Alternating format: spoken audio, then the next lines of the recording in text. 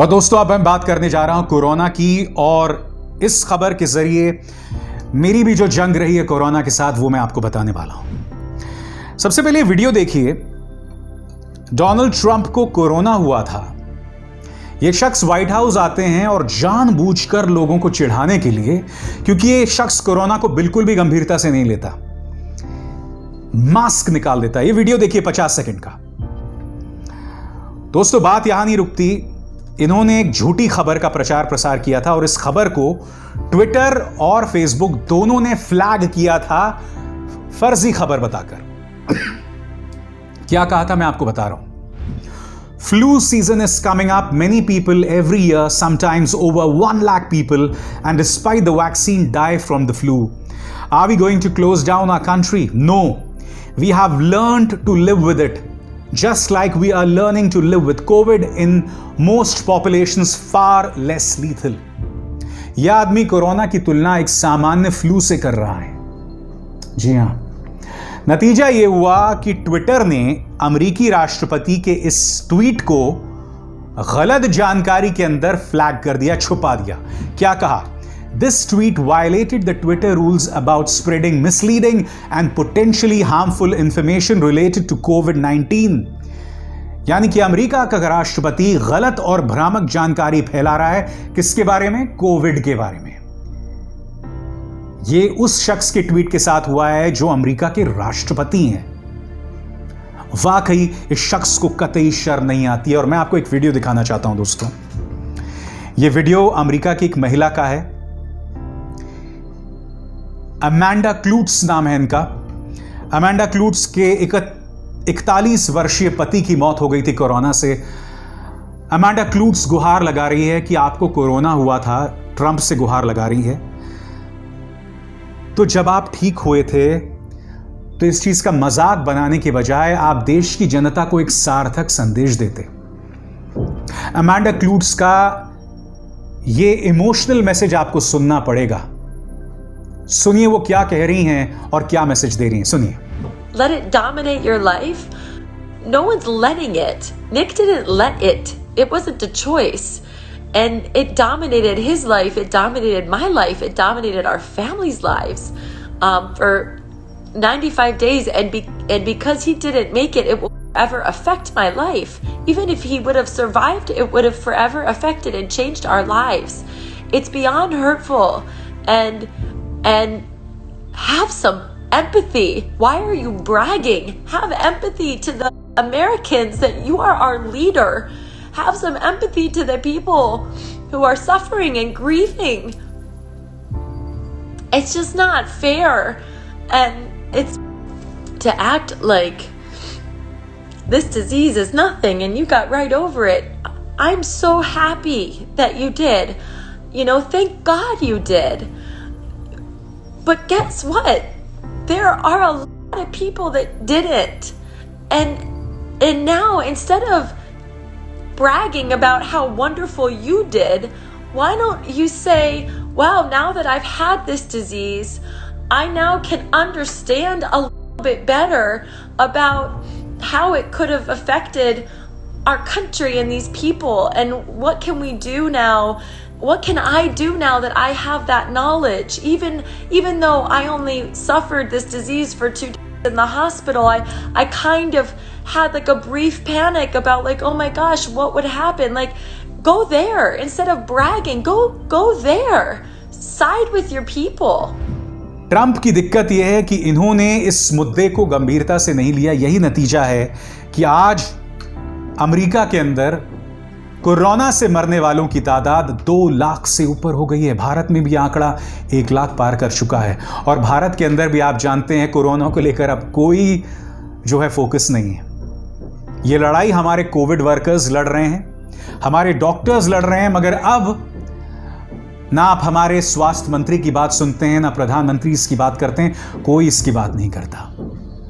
मगर आज मैं आपको बताने वाला हूं दोस्तों मेरी अपनी जद्दोजहद क्या रही। मेरी किस्मत ये थी कि कोरोना के साथ साथ मुझे निमोनिया हो गया था, और यही वजह है कि अभी भी आप मेरी आवाज सुन रहे होंगे, मेरा गला बैठा हुआ है। आज कई दिनों बाद मैं ये कार्यक्रम जो है सुनिए, सरकार का मेरा दूसरा कार्यक्रम है और ये मैं बिस्तर से कार्यक्रम नहीं कर रहा हूं। मैं आपको बतलाना चाहूंगा हुआ क्या। मुझे अचानक मेरे शरीर का तापमान बढ़ने लगता है और 100, 101 रोज इस तरह का तापमान। दवाई लेने के बावजूद मेरा तापमान कम नहीं हो रहा होता है और मैं उस रात को नहीं भूल सकता। मैं इस वक्त जब आपसे बात कर रहा हूं, इसके ठीक पीछे मेरा किचन है और मैं रात को करीब 3 बजे उठता हूं पानी पीने के लिए। शुक्र है एक चेयर थी किचन में और अचानक मैं उस चेयर पे बैठ जाता हूं, मुझसे उठा तक नहीं जाता। मैं जानता था कि अगर निमोनिया होता या सामान्य फ्लू होता तो ये हालत नहीं होती, मगर ये वायरस, ये एक बहुत ही खतरनाक वायरस है दोस्तों। ये वायरस इतना खतरनाक है, उसकी ताकत का अंदाजा मुझे उस रात हुआ था। खासकर अगर ये वायरस आपके साथ एक और बीमारी अगर आपको हो गई हो, अगर इस वायरस के साथ आपको सांस लेने की दिक्कत हो, अगर इस वायरस के साथ आपको अन्य बीमारियां हो जैसे डायबिटीज या अन्य किस्म की कोमॉर्बिडिटीज, तब आपकी हालत बहुत खराब हो सकती है। और मुझे याद है उस रात को 10 मिनट तक मैं इस चेयर पर बैठे रहा। मैंने अपने आप को इतना कमजोर महसूस किया। मैं आवाज लगाना चाहता था अपने परिवार को। किसी तरह से 10-15 मिनट बैठा और फिर मैं उसके बाद जाके सो गया। अगले दिन मैं अपनी जांच कराने के लिए गया। मुझे लगा, तब भी लग रहा था नहीं, शायद निमोनिया ही होगा दोस्तों। और जब निमोनिया में मेरा सीटी स्कैन आया, यानी कि मेरी छाती का स्कैन, तो उस रिपोर्ट में भी लिखा था कि इन्हें सस्पेक्टेड कोविड है। मेरे शरीर का तापमान खत्म नहीं हो रहा था, कम नहीं हो रहा था। और तब मैं ग्रेटर नोएडा के एक अस्पताल गया। एंटीजन टेस्ट होता है और वो पॉजिटिव पाया गया, यानी कि मुझे कोरोना था। उसी रात मैं भर्ती हो गया उस अस्पताल में। पहले 3 दिन क्या हुआ दोस्तों, मैं उसकी कल्पना भी नहीं कर सकता हूं। और मैं ईश्वर से प्रार्थना करता हूं ऐसा किसी के साथ ना हो, क्योंकि न सिर्फ कोरोना को लेकर एक डर था जो मेरे साथ हो रहा था, बल्कि उसकी डर से जुड़े हुए थे मेरे परिवार को लेकर मेरी चिंता। मुझे याद है जब मैं इमरजेंसी वार्ड में आया, तब उन्होंने मेरे यहां पर सुइयां टोंचकर मुझे मेडिसिन्स देना शुरू किया। उस वक्त कुछ देर बाद तो मेरी तबीयत ठीक हो गई, मगर जब मैं रात को सोने गया तब अचानक मेरा तापमान 103 पहुंच गया। न सिर्फ 103 पहुंच गया, बल्कि मुझे अजीबोगरीब ख्यालात आने लग गए और मतलब सामान्य नहीं लग रहा था कि हो क्या रहा है। फिर मैंने, मुझे याद है, उस मेल नर्स से कहा कि मेरा तापमान लगातार बढ़ रहा है, मेरा सर घूम रहा है, प्लीज कुछ कीजिए। और तब उन्होंने मुझे एक और इंजेक्शन दिया, जिसके बाद मेरा तापमान कम हुआ। मगर अगली रात जो हुआ ना दोस्तों, सोच के भी सिहरन पैदा होती है। रात के 10 बज चुके थे और मैंने एक दवाई पी जो एक कफ सिरप थी। दोस्तों, मैं नहीं जानता उस कफ सिरप की वजह से या क्या रिएक्शन की वजह से मेरी दिल की धड़कन जो थी वो लगातार नीचे गिरती चली गई। इस कदर नीचे गिरती चली गई कि मैं एक शब्द मुंह से नहीं निकाल पा रहा था। मेरी जबान मानो एक तरफ झुक गई और पूरा शरीर यहां से सुन्न पड़ गया, मेरी बाईं तरफ पूरा हिस्सा। तब मुझे लगा कि शायद जब लोगों को हार्ट अटैक आता होगा तो बिल्कुल ऐसा ही लगता होगा। तब नर्स आई और मैंने उनसे गुजारिश की कि मेरे साथ पता नहीं क्या हो रहा है। और फिर अचानक मैं गिर गया और उस पूरी रात दोस्तों मैं ऑक्सीजन पे रहा। मैं अपनी पत्नी को बतलाना चाहता था और मैंने उनको मैसेज भी किया, मगर वो सो गई थी। तब मैं इस कदर डर गया था कि क्या मैं अगली सुबह देख पाऊंगा कि नहीं। तब न जाने किस सोच में आके मैंने खुद का सेल्फी लिया। ये सेल्फी आप देख सकते हैं, इसके अंदर मुझे ऑक्सीजन लगा हुआ है दोस्तों। ये सेल्फी मैंने अपनी पत्नी को भेजा क्योंकि मैं नहीं जानता था कि सुबह क्या होने वाला है। और आप जानते हैं उस वक्त 2 तस्वीरें, 2 खबर, 2 चीजें लगातार मेरे जहन पर छाई हुई थी। मुझे याद है कि जब मैं अस्पताल के लिए रवाना हो रहा था, अपने बच्चों से रुखसत हो रहा था, तो आप जानते हैं मैं अपने बच्चों से जब भी प्यार का इजहार करता हूं तो मैं उनको इस तरह से निशान बनाता हूं, यानी कि दिल का निशान। और मैं उस लम्हे को नहीं भूला हूं। मेरी बेटी ने इस तरह से निशान बनाया और मेरी बेटी ने इस तरह से अपना हाथ का निशान बनाया और दोनों ने इसको इस तरह से जोड़ दिया। वो लम्हा मुझे बार बार याद आ रहा था। मुझे न जाने क्यों लग रहा था कि क्या वो तस्वीर मेरी आखिरी तस्वीर होगी अपने बच्चों से मिलने की। इस कदर घबरा गया था मैं। और फिर अपनी पत्नी के बारे में सोच रहा था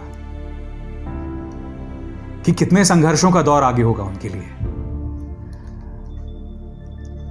शायद ये मेरा डर था, शायद वो एक सामान्य लम्हा था जब इस तरह से मेरे दिल की धड़कन नीचे चली गई थी। मगर मुझे याद है मुझसे एक कमरे दूर एक लड़की थी, एक महिला थी जो गर्भवती थी और उसे भी कोरोना हो गया था और उसे इतनी तकलीफ होती थी मैं आपको बता नहीं सकता हूं। 2 कमरे दूर एक व्यक्ति था जिसे डायरिया हो रहा था लगातार 3 रातों तक, उसे भी कोरोना था। अगर आप एसिम्प्टोमेटिक हैं तो कोई दिक्कत नहीं है दोस्तों, मगर अगर कोरोना के साथ आपको ब्रीदिंग प्रॉब्लम है, कोरोना के साथ अगर आपको निमोनिया है जैसे मुझे हो गया था, या किसी और तरह की बीमारी है, तो आप एक बहुत मुश्किल जंग का सामना करते हैं। जो लोग कुछ सरकारी अस्पतालों में अपना इलाज करवा रहे हैं उनकी जिंदगी नर्क से कम नहीं है।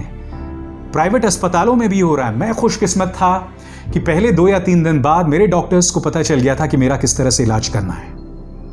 मैं अब भी उबर रहा हूं दोस्तों। इस कार्यक्रम को करने के बाद, रिकॉर्ड करने के बाद, इस वक्त मेरी घड़ी में 12 बजने वाले हैं और मैं सो जाऊंगा। कितनी देर तक सोऊंगा मुझे नहीं पता, और रात को फिर 8 बजे सो जाऊंगा। कोरोना आपके साथ ये कर देता है दोस्तों। आप उबर जाते हैं, आप ठीक हो जाते हैं, मगर उसके बाद एक और लंबी लड़ाई। रोज सोचता हूं मैं सुबह वॉक पे जाऊंगा, नहीं कर पा रहा हूं। ये कमजोरी जो है वो मुझे इजाजत नहीं देती है, ये बीमारी मुझे इजाजत नहीं दे रही है। इसलिए इस बीमारी को गंभीरता से लीजिए, गंभीरता से लीजिए इस बीमारी को। इसका मजाक मत बनाइए। इस देश में इस वक्त उस चीज को लेकर मानो हर जगह मजाक बनाया जा रहा है, और ये डोनाल्ड ट्रंप। मैं सिर्फ इस मुद्दे को लेकर आपसे हाथ जोड़ के प्रार्थना कर सकता हूं। उम्मीद है आप उस व्यक्ति की बात सुनेंगे जिसने इसे महसूस किया है। सुनेंगे ना? नमस्कार। अब खबरें पाइए सबसे पहले हमारे मोबाइल न्यूज एप्लीकेशन पर। एंड्रॉइड या iOS प्लेटफॉर्म पर जाइए, HW न्यूज नेटवर्क को सर्च कीजिए, डाउनलोड कीजिए और अपनी सुविधानुसार भाषा का चयन कीजिए। खबरों की भीड़ में अपने काम की खबर पाते रहिए।